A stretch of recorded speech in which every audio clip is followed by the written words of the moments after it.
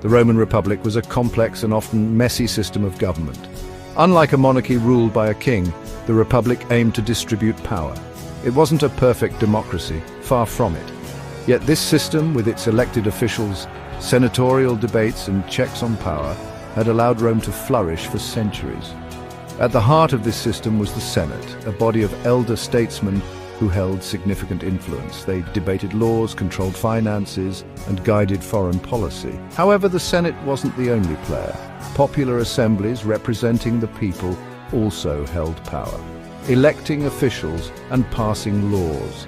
This delicate balance between the elite Senate and the more populous assemblies was crucial to the Republic's survival. But this balancing act was always precarious. Ambitious individuals and internal divisions constantly threatened the Republic's stability. Power struggles were common, and the late Republic was plagued by social unrest, economic inequality, and military conflicts. This volatile environment would set the stage for one man's rise to power and the betrayal that would change Rome forever. Gaius Julius Caesar was born into a patrician family steeped in Roman tradition and politics. However, his rise to prominence wasn't preordained. It was a combination of ambition, political maneuvering, and military brilliance that propelled Caesar to the forefront of Roman life. Caesar's military campaigns in Gaul, modern-day France, showcased his strategic genius and ruthlessness. His victories brought vast territories under Roman control and made him incredibly popular with the people and, crucially, with his loyal legions. He returned to Rome a conquering hero, his image emblazoned on coins, his name on everyone's lips. This immense popularity, however, bred suspicion and fear amongst the Roman elite, particularly within the Senate. They viewed Caesar's growing power as a threat to the Republic's very foundations.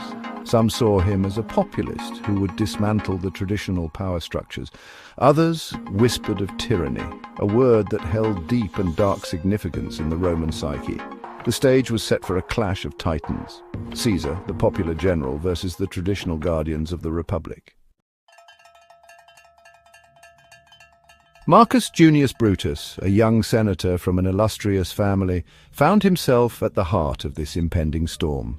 His lineage was steeped in Republican tradition, with ancestors credited for establishing the Republic centuries earlier.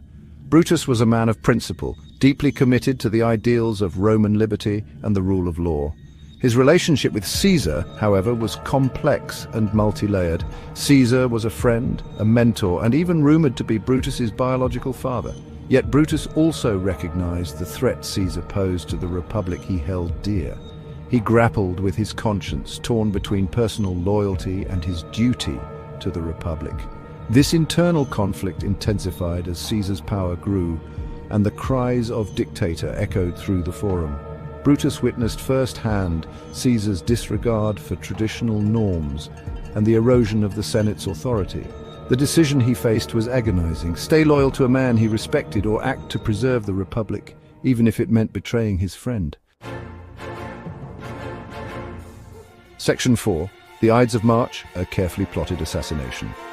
The conspiracy to assassinate Caesar was a clandestine affair by senators calling themselves the Liberatores. They believed removing Caesar would save the Republic from tyranny. Brutus, with his Republican credentials, was crucial to their cause. His involvement lent legitimacy to their actions. The date chosen was March 15th, the Ides of March. As Caesar entered the Senate, he was surrounded by the conspirators. One by one, they struck. Caesar fought back, but fell at the base of Pompey's statue. The assassination sent shockwaves through Rome. The Liberatores faced a public stunned and outraged. They had misjudged Caesar's popularity. Instead of restoring the Republic, they plunged it into chaos. Section 5. The Aftermath: Rome in Chaos. The assassination of Caesar did not have the intended effect. Instead of ushering in a new era of stability and traditional governance, it ignited a power vacuum and a period of intense political turmoil. The Roman world, accustomed to Caesar's firm hand, was thrown into disarray. Mark Antony, Caesar's loyal lieutenant, seized the initiative. Skillfully manipulating the public's grief and anger, he turned them against the assassins, forcing them to flee Rome. A new power struggle erupted, this time between Antony, allied with Cleopatra of Egypt, and Caesar's adopted son, Octavian, who would later become known as Augustus. This conflict culminated in the Battle of Actium in 31 BC, a naval engagement that would decide the fate of Rome. Octavian emerged victorious, solidifying his control over the vast Roman territories. The Republic, already weakened by internal divisions and Caesar's assassination, was dealt its final blow. Section 6. The rise of the empire from republic to autocracy. With the defeat of Antony and Cleopatra, Octavian, now Augustus, stood as the undisputed master of Rome. Though he maintained the facade of the republic, respecting its institutions and traditions in name, in reality, power was centralized in his hands. The Senate, once a powerful force, was reduced to a rubber-stamp body approving Augustus's decisions.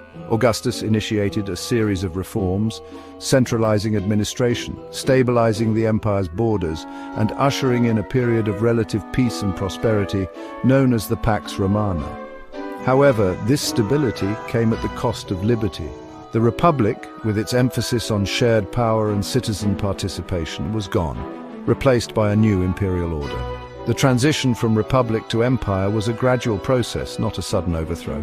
Yet there's no denying that Caesar's assassination and the turmoil that followed played a crucial role in this transformation.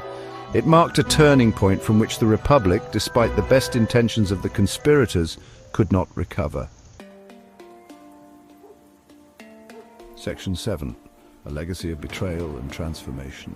The assassination of Julius Caesar remains one of history's most enduring events. Was it a necessary act to save the Republic, or a tragic misstep that destroyed it? Historians continue to grapple with